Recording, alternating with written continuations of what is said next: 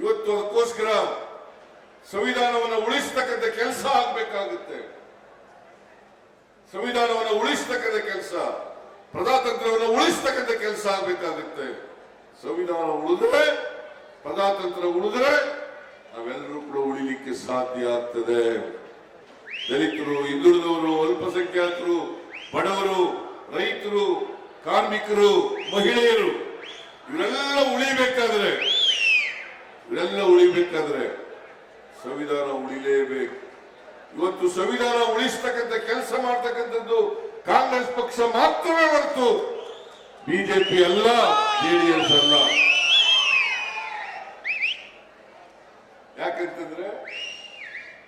ಯಾಕಂತಂದ್ರೆ ಜೆಡಿಎಸ್ ಈಗ ಬಿಜೆಪಿ ಜೊತೆ ಸೇರ್ಕೊಂಡ್ಬಿಟ್ಟಿದೆ. ಇವತ್ತವರಿಗೆ ಹೇಳ್ತಾ ಇದ್ರು ದೇವೇಗೌಡರು, ನಾವು ಯಾವ ಕಾರಣಕ್ಕೂ ಕೂಡ ಬಿಜೆಪಿ ಜೊತೆ ಸೇರಲ್ಲ, ಬಿಜೆಪಿ ಒಂದು ಕೋಮುವಾದಿ ಪಕ್ಷ ಅಂತ ಹೇಳ್ತಾ ಇದ್ರು. ಈಗ ಅವ್ರ ಜೊತೆ ಸೇರ್ಕೊಂಡ್ಬಿಟ್ಟಿದ್ದಾರೆ, ಬಾಯ್ ಬಾಯ್ ಬಾಯ್ ಬಾಯ್ ಮಾಡ್ಕೊಂಡಿದ್ದಾರೆ. ನಿಮ್ಗೆಲ್ಲ ಜ್ಞಾಪಕ ಇರಬೇಕು, 2019ರಲ್ಲಿ ಇದೇ ದೇವೇಗೌಡರು ನಾನೇನಾದ್ರೂ ಮುಂದಿನ ಜೀವನದಲ್ಲಿ ಹುಟ್ಟೋದಾದ್ರೆ ನಾನು ಮುಸ್ಲಿಂನಾಗಿ ಹುಡ್ತೀನಿ, ಮತ್ತೆ ನರೇಂದ್ರ ಮೋದಿ ಅವರು ಪ್ರಧಾನಮಂತ್ರಿ ಆಗ್ಬಿಟ್ರೆ ನಾನು ಈ ದೇಶನೇ ಬಿಟ್ಟುಬಿಡ್ತೀನಿ ಅಂತ ಹೇಳಿದ್ರು.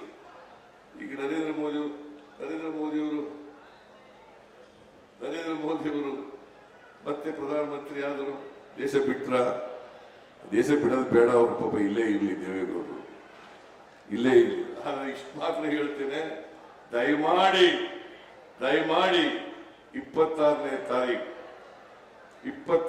ತಾರೀಕು ನಮ್ಮ ಅಭ್ಯರ್ಥಿಯನ್ನು ಗೆಲ್ಲಿಸ್ತೀರಿ ಅಲ್ವಾ?